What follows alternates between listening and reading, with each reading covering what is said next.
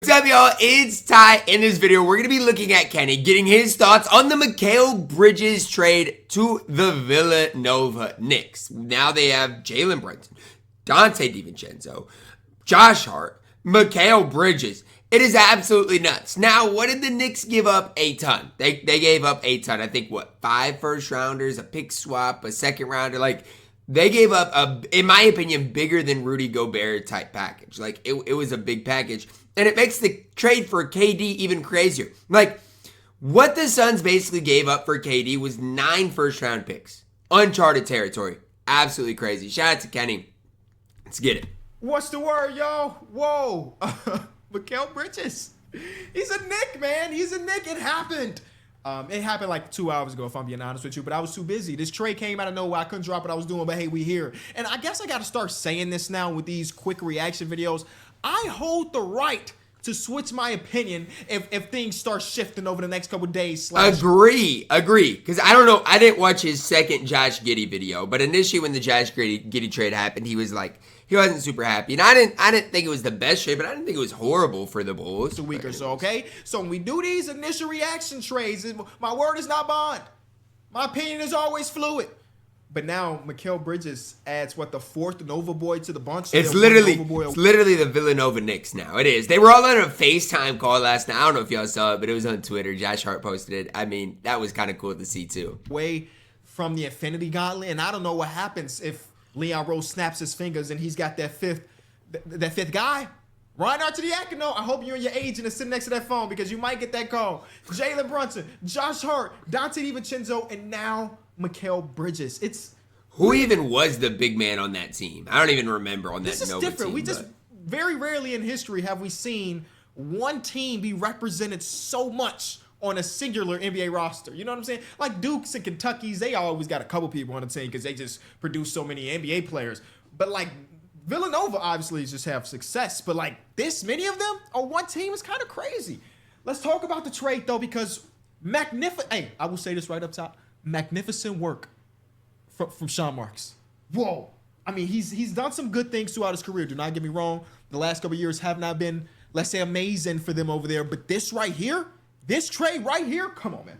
Let's talk about it. It is the Knicks sending 4. Let's look at it. I mean, 4 unprotected picks, okay?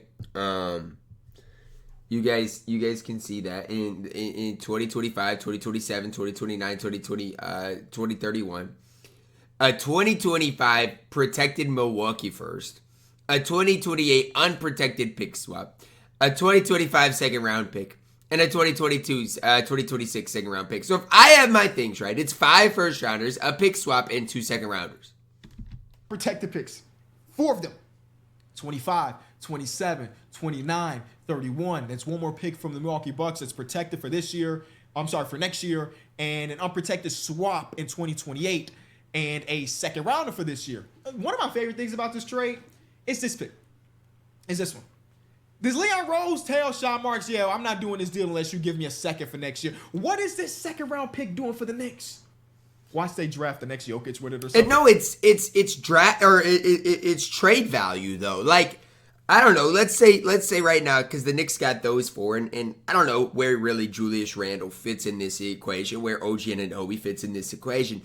But somebody's going to be the odd man out in New York. What a haul. We're going to talk about it from both perspectives. What a haul is right.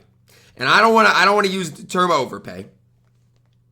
I don't want to use the term overpay because Mikal Bridges is really good. But this is a haul and some. Let's talk about the Brooklyn Nets because I love this for the Brooklyn Nets. 10 out of 10, especially when you start talking about the things that they did a couple minutes after that. Basically, it got so convoluted. It was difficult for me to even comprehend it, but this is the thing that they did after. And you don't need to know all the specifics because I don't think this is a massive deal, but I saw this from Woj too, and I got confused. It was just a little bit too much. Most importantly in this deal, per sources, Houston relinquishes the right to swap a Houston/OKC first-round pick for Brooklyn's 2025 first-round pick. The Nets control their own pick to go full into a rebuild in the 2025 draft. I don't do draft coverage like that, but the 2025 draft is supposed to be one of them ones. And one of the things that Josiah said in it is true. If you do go into a rebuild, you want your own pick. Like, that's so important. 2-3 weeks ago, is that they were at a crossroads with their franchise. They didn't know whether or not they wanted to keep Mikal Bridges, move some other pieces, and have max contract spots in 2025 to because the point of going into a rebuild is if you have your assets, your draft picks. build around Mikal, or should we trade Mikal Bridges and go into a rebuild? This makes it so much easier to go into a rebuild because you have your own pick. The other time they did all this, the other time they went all in when we talk about them getting Kevin Garnett and getting Paul Pierce and getting Jason Terry and getting back whatever, they had to bite the bullet and still go rebuild even though they didn't have their own picks. And again, those picks turned into Jason Tatum and Jaylen Brown. But now they really kind of eliminated that period of time that we don't talk about anymore. And that's important to do because in any situation, like a lot of times when teams trade away their picks, like when they did it for like KD, for example, everybody's like, what? Like, that's an overpay. But look what they got back in return for KD. Kind of eliminated to an extent. They kind of eliminated the failed experiment of the big three. They did. Because they will have their pick in the draft that matters the most. Now, they didn't get all of their picks back, but they will have their first round pick in the Cooper Flag draft. And that's huge. So I want to give them a round of applause because I remember not people literally laughing, but the conversation around the Brooklyn Nets when they acquired Mikal Bridges and then the Memphis Grizzlies. The Memphis Grizzlies offered 4 first-round picks for Mikal Bridges, and the world was like, what the hell? Why are you not taking 4 first-round picks for Mikal Bridges? There's no way you're going to get anything better than that. And they did. Well, they did. They stood pat, and they did. Now, you can say, Kenny, the 2025, 2027, 2029, and 2031 picks might not equate to anything because the Knicks will be good for the foreseeable future, for sure. And I think so. That 2025 pick is the Milwaukee pick. Do I have that right? So it's 4 first rounders. You say that about pretty much every single trade over the last couple of years that have had a star player, and I guess Mikal Bridges is fitting in that because of the trade package. A star player get traded for a bunch of picks. Like, yes, the team that you're acquiring the picks from they're buying in for the now and the future. Like, it's not like the Knicks are this geriatric team. Like, everybody in their team is relatively young. I don't know if anybody in their rotation that matters is 30. Yeah, like Jalen Brunson's not 30, Julius Randle's not 30, OG Anunoby, But if you look at their team, it is stacked now. I don't know what they're going to do with Randle, but it's stacked. Assuming it's going to be top 6. Nobody's 30. So it's not like this team is going to be like the Brooklyn Nets. And I don't know what they're going to do for a center. Acquired 4 guys in their 30s, and in 3 years, they're going to be either out of the league or not good anymore. I understand that, and that's why the Knicks feel comfortable with doing this. But still, just having that type of equity in drafts, even if those picks are not going to equate to the Jason Tatum or Jaylen Brown like the other time, it's just great. And I think if you do the math, for Kevin Durant, they got 9 first-rounders. 9 of them things, man. For a KD who is what when they traded him? 30, I don't know when they traded him, 33, 34. I mean, he was 18. 9 of them. I think they got 4 for Kevin Durant specifically from the Suns, plus Mikal Bridges, and plus Cam Johnson, right? Plus Cam Johnson. Yup. And then they just got 5 first rounders for Mikal. So they're walking out right now with 9, and they're talking about for a rebuild. There's a chance that you could probably get another pick for Cam Johnson. I was going to say, Cam Johnson is solid. He doesn't stay healthy. I think he's played 57% of all the games he's been eligible to play in his NBA career so far. His contract is pretty big for his production, but I'm sure there are some teams out there that will be calling and you might be able to get another first-round pick. So you might walk out of that failed Big 3 experiment with potentially 10 first-round picks out of it. And again, which is crazy. I think that's phenomenal. Especially because, I mean, in Brooklyn, at least I was thinking out is it like it's just another failed swing and miss, like with the KG Paul Pierce experiment. But they bounce back with this. That is getting picks for your stars objectively at this point in basketball in 2024. It just is the right way to go about a rebuild. Because even if you're not using those picks, who knows in 2027. The Nets have Cooper Flag and somebody else, and now they want to use the picks that they got from Kevin Durant trade or the Mikal Bridges trade to buy in and do something else. So again, masterclass. And that's why he's even saying that the second round pick in 2026. Who cares now? But you never know. You never know. Sean Marks and company. I don't even know if I mentioned this at the beginning because I've been rambling a little bit. I've been a guy that has made a fair amount of jokes to the Brooklyn Nets, man.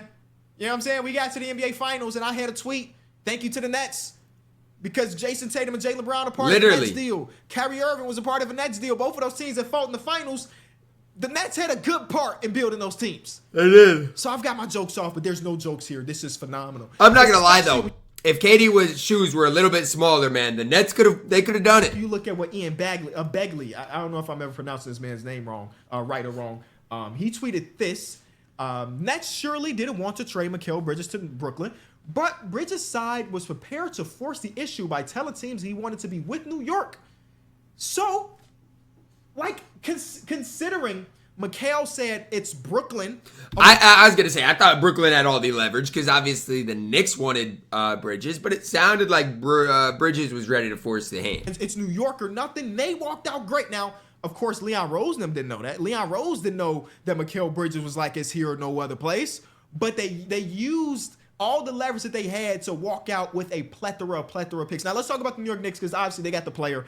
In most trades that end up like this, the team that got the player ends up winning the trade. That's the way it has worked in NBA history. Not every single time, but a lot of different times. So let's talk about it. I mean, yeah, for the most part, but there are a lot of failed experiments with it too. I do like the Knicks roster. The Knicks go pretty much as all in as they have in the Leon Rose era. Leon Rose has been a guy to make a meticulous move here, there, small deal here that turns perfect. A Jalen Brunson signing for a second-round pick who just showed his ass a little bit in the playoffs, but some people thought he was overpaid and he turns to a superstar. They've done some smaller deals here and there. They never have gone like completely in until now. And the question was, when a team like this that is as good as the Knicks were last season, remind you, they were the 2 seed, and hell, they were, in my opinion, I think when they made the OG Anunoby trade and how good they looked after OG Anunoby, I thought they were going to be a case study in as how far can you go as an NBA team without a top 5-ish player, right? Jalen Brunson in the playoffs. Man, I ain't going to lie. Jalen Brunson. You can argue in the top 10, right? But easily top 10. Like, Jalen Brunson is so good. He's so without good. a top 5-ish player. But unfortunately, they battled so many injuries that we never really got to actualize that experiment or anything. But the Celtics did. They don't have it. The Celtics don't have a top 5. Anyways. But this team was very, very good. And I commend a team or front office that can recognize that, yes, we were good. And our season ended partially because we were injured. But we're not just going to sit back and just run it back every single year. Like, teams around us are getting better. That team that just won the championship, they not going nowhere anytime soon. Boston's going to have a dynasty. I'll be the one to say it. We want to maximize our timeline as well by acquiring other players that are great. And Mikal Bridges as a fit there, I don't know if there's many other people that fit any better. And you got to realize, like, playing with a team that you like playing with matters so much. So the fact that, yeah, they have 4 guys that all went to college and played at Villanova together, it matters. But they're going to enjoy playing together. That is so important. I mean, Tom Thibodeau has been a guy that's going to play his dudes, and Mikal Bridges don't miss games. It would be... Mikal might log the most minutes in NBA history. What a travesty would it be if Mikal Bridges missed his first game of his life since high school because he's Tom Thibodeau, and Tom Thibodeau got him playing 46 minutes. But, like, this is an added depth piece as well. And a lot of questions I got after my tweet, because my initial tweet was, whoa, because it came out of nowhere, was like, okay, what does this mean for OG Anunoby? What does this mean for Isaiah Hartenstein? And my even thing is Julius Randle. Like, I that's my thing, and too. I think that the Knicks are still going to be in on retaining OG Anunoby. And the lineup of Brunson, Bridges, Anunoby, Randle, and then I think Isaiah Hartenstein might be a casualty to this trade. But maybe it's Mitchell Robinson, who was in some other trades. Regardless, whoever's at that 5 position, one of those 2 dudes, that is a great lineup, especially if Dante DiVincenzo, who just was so great this season, and Josh Hart, who was just so great this season, are your 6th or 7th man. See, that's what I'm saying. Like, if you really break it down, like, they finally got some depth naturally. We still got Deuce. We still got Precious. We still, like, that is a squad. And when you can build a squad, you don't care about the picks that you gave up in the now. No, but I do think retaining Hartenstein is so important. I think Hartenstein is fantastic. I think he's good. I'd prioritize that about as much as anything. And I mean that. And 2031 could come back to bite you? Hell yeah. But that's not what we caring about today. Because we have a star player in his prime and some of the best collection of talent when it comes to role players. Let's add another one of them dudes. And they did. Mikal Bridges as a talent, you would think, you look at that draft cabinet and be like, that's an overpay. And I understand that. It's crazy, though. And I'm going to say it like this. when Rudy Gobert got traded a couple years ago, everybody said it was an overpay. The Mikal Bridges trade, equal. It was equal. Patrick Beverley sucks. Malik Beasley, I think, went in that trade. Maybe he didn't. I don't remember. But Leandro Balmero, Walker Kessler has potential, but he was the 22nd pick. Like, it's basically like the same exact package, and the reaction to that trade and this trade are completely different. This trade, it's, oh my gosh, you got a contending team that now got Mikal Bridges instead of, Rudy Gobert, who is better than Mikal Bridges. I like Mikal Bridges. Gobert is better. But just the different perspectives is crazy to me. I still think it's an overpay, but if you're asking me who won this trade, the Knicks or the Nets, I'm saying the Nets. But I don't hate the trade for the Knicks. It's similar to the Bulls and the in the Thunder trade. I don't hate it for either team. Sometimes you're not just acquiring the talent, you're acquiring the fit, you're acquiring everything and they are doing around that. it. More, it's sometimes just more than the talent. Because again, was it Kevin Durant was 4 and 2 players, and you got 5? Like you traded 5 to get Mikal. Like yeah, it could be looked at as an overpay, but will it be an overpay if this team is good enough to go to the conference finals? Yeah, I'm not gonna lie. If you give up 5 first rounders, you gotta win. You gotta at least make the finals. You like going to the conference finals is not doing the trick. Like that's not making it worth it. Like I get what he's saying, because in the Timberwolves perspective, I guess it was worth it. You went to the conference finals. But then, like, you're mortgaging your future a little bit. So, I mean, I get what he is saying, but it probably would be worth it. To get to the NBA Finals. To raise Larry O'Brien. Nobody cares at that point. Agree. And in my adult life, this last Knicks team was the best Knicks team I've ever seen, other than, 2012, 2013 Knicks? This was the best Knicks team you ever seen. And at 2012, 2013, Knicks flamed out. And to be honest, I think the Knicks have a chance next year with this core. Now, it depends what they do in the margins, with Hartenstein, with Anunoby, but I think they got a chance. To the Pacers, too, right? To the Pacers, too. And then that window shut. I don't even know if the window was completely open, if I'll be honest with you, because 2012, 2013, I'm 16 years old, so I'm not completely as locked in as I am now. But the window right now, when you consider that there are teams in the conference itself that you feel like you can compete with, the window is now. Like, we don't know what the Milwaukee Bucks are going to look like next season. Not at all. Rumored to be looking to make some significant. I saw a tweet. I woke up this morning. I saw a tweet that there was something big going on in Milwaukee. We'll see. The 76ers have 3 players on their roster right now. We don't know what their team is going to look like. So the really only team you competing with right now is the Boston Celtics. So the window is open. Y'all can't hate on the Pacers, man. The Pacers are going to be back. I'm telling you that right now. So this is one of them trades I'm walking out like, man, some people cooked. I think both of these teams feel really good about what they did. Again, and that's the thing. The best trades in the NBA are trades that benefit both teams, and I think you got that here. I think the Nets get the higher grade for me, considering they had little to no leverage, because Mikal was basically going to tell the world that he wanted to be a Knick or nothing else. And the Nets for sure got the better side. I wonder what this means next for Nicholas Claxton, who's a free agent. Does that mean that Nicholas Claxton's just gone for... I think you re-sign Claxton. He's young. He's promising. That's agency. What I would do. I know some teams like the Grizzlies are probably pretty excited about that, or some other teams with cap space are probably really excited about that. What does that mean for Cam Johnson, right? I just put a Photoshop of him in a Dallas Mavericks jersey, and I saw some Mavs fans like, yes, Kenny, you got it. Other Mavs fans like, no, why would we do that? We already got PJ Washington. Cam actually hits his three-point shots. Cam's a shooter. He's not nearly as good defensively, though. PJ can defend. Like 40% of them. I know, but PJ can defend. So whatever you get, you give up. No disrespect to PJ. He was phenomenal in that run. But like Cam is a different level shooter. But again, 57% of his total games. I understand why you won't want to pay him $20-something million if he only played 50% of the games. Regardless. Dorian Finney-Smith. They have players that if they're going full rebuild, teams are going to want those players, though. I get Kenny's point. They can really go full rebuild. And even Dennis Schroeder that we were asking, who's going to be the next team to tear it down? A lot of us expected to be the goddamn Bulls. Instead, it's the Brooklyn Nets, and that's great because I remember a Twitter question, and I'll get out of y'all here. A Twitter question was, of these two teams, which of these two teams have the bleaker future? Is it the Bulls or is it the Brooklyn Nets? And it was like a 50-50 split. It's the Bulls now. 50-50 split. Now the answer is unquestionably the Bulls right now because we don't know what they're going to do. The Brooklyn Nets made their decision, and they have their own first-round pick in the 2025 draft, which looks great.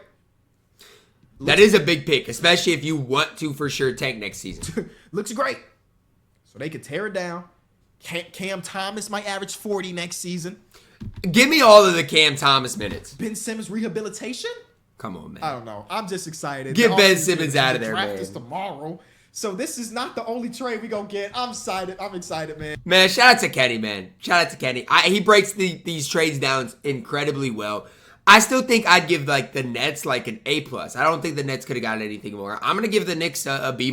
Like, I know that the Knicks are gonna be a lot better. I just think they gave up too much for Mikal Bridges. That's just my pure honest truth. We'll see how it ends up turning out, but that's gonna wrap it up. Drop a like on the video, guys. Subscribe if you're new, and as always, man, I love you guys. Have a blessed day.